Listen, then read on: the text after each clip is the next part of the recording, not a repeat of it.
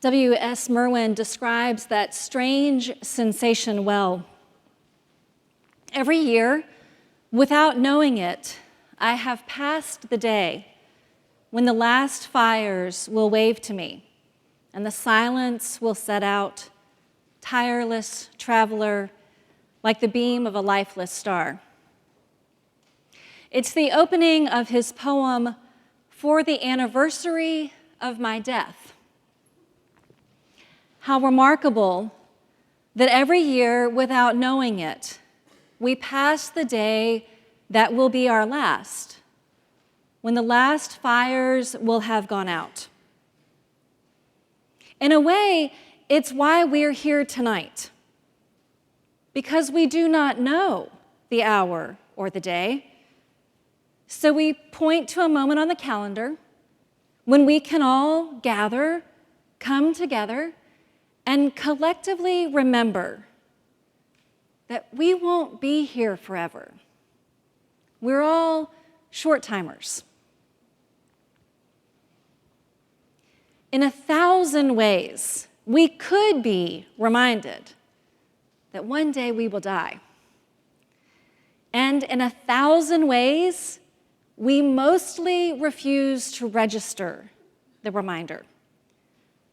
For 2 years, our everyday choices have been much more intertwined with our shared health and life and death.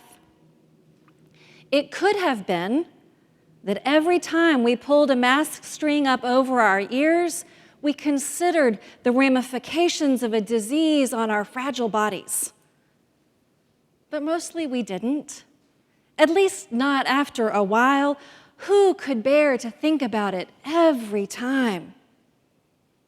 Instead, we shopped first for cute fabrics and then hustled for N95s and then grumbled or argued the merits and then hung them on top of our rearview mirrors.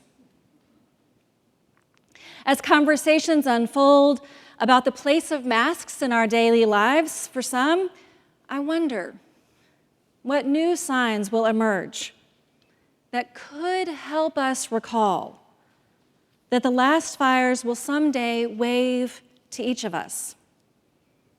Because new signs will come because there have always been signs. Masks and positivity rates are just the most recent versions of these would-be reminders. Before these, we had color-coded terror threats, those rainbow charts that came on the heels of the fires and ashes of September 11th. And there were other could-be signs. My children learned how to hide in storage closets in elementary school from easily accessed guns. In my own elementary years, I learned to get under my desk in case of an earthquake or, inexplicably, a nuclear blast. My parents and grandparents and great-grandparents had their own paltry defenses against the annihilating threats that they faced in their own times. And these are just the American stories and experiences. But even as we gather here tonight, it's the middle of the night in the Ukraine. And very real bombs are falling there. And 100 years ago, other wars were raging in other places, and centuries ago, other diseases were spreading in other corners of the world. It's always been thus. And yet, even with all these would-be, could-be communal reminders, so much of the time, we walk through the world ignoring all of it, or imagining ourselves somehow invincible, maybe even immortal. There are other means, less widespread, that startle us from our reveries. Often it is actually the private, individual moments that manage to pierce the veil. Irishman John O'Donohue describes these ordinary threshold moments that happen this way. You are in the middle of your day, the middle of your life. It's a busy one, 50 things to do, and you get a phone call that somebody that you love is suddenly dying. It takes 10 seconds to communicate that information, but when you put the phone down, you are already standing in a different world. Because suddenly everything that seemed so important before is all gone. And now all you are thinking of is this. He continues, so the given world that we think is there, and the solid ground that we think we are on, it's so tentative. And I think a threshold is a line which separates the two territories of the Spirit. And I think that very often how we cross that threshold is the key thing. That's what we're doing here. Crossing the territory, crossing the threshold. We come to experience the liturgical phone call reminding us that the given world is so tentative. Today we learn not of a loved one's short time remaining, but of our own.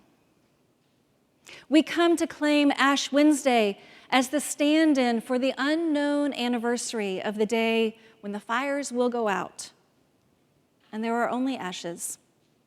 We do this not out of a sense of gross, morbid curiosity, not to wallow in dark fascinations, but as O'Donohue says, to gather ourselves and decide carefully how we now can live the life we would love to look back on.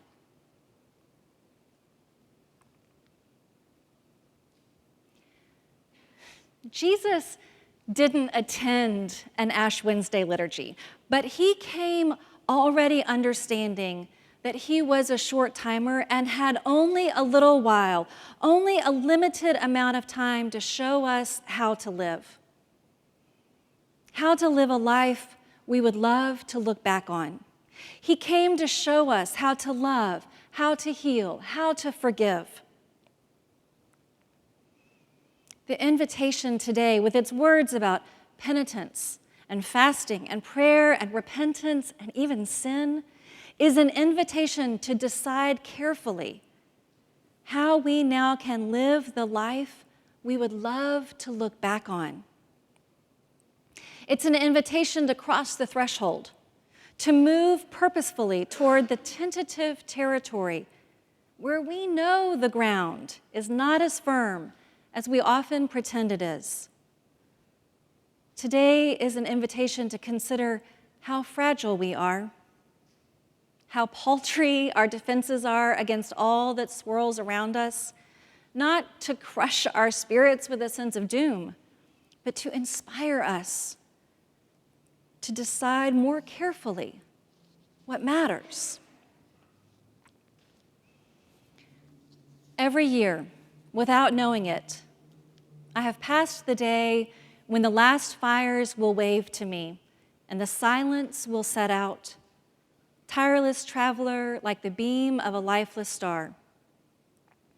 Tonight we gather on purpose, knowing this is the day we remember that at some point the last fires will wave to each of us.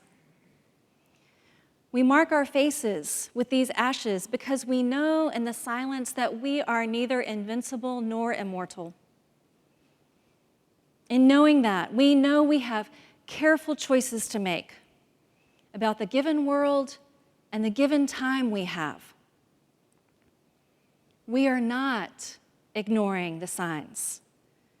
We are choosing to mark ourselves with a reminder that we're short timers here, so that we don't live could-have-been lives, but instead we live lives we would love to look back on. Ashes are not meant to serve as a mask of protection. They're not a closet in which to hide, nor really any kind of effective defense. Rather, they're a reminder that we choose to heed, a reminder of our fragility. These ashes are an invitation to honor our brief time here by setting things to right, to follow Jesus in loving and healing and forgiving, to decide carefully how we now can live the life we would love to look back on.